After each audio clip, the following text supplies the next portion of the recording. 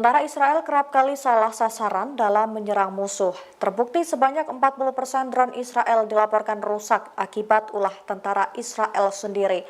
Hal itu diungkap oleh seorang pejabat militer Amerika Serikat, Letkol Marinir Michael Pruden pada 2 April 2024 lalu.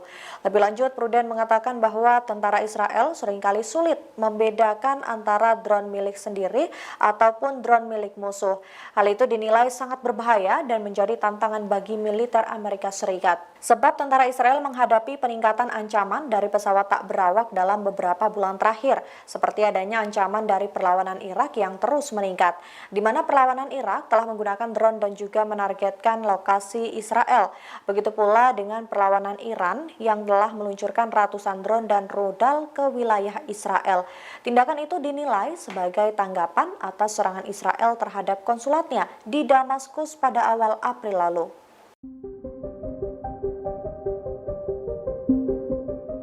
Download Tribun X sekarang, menghadirkan lokal menjadi Indonesia.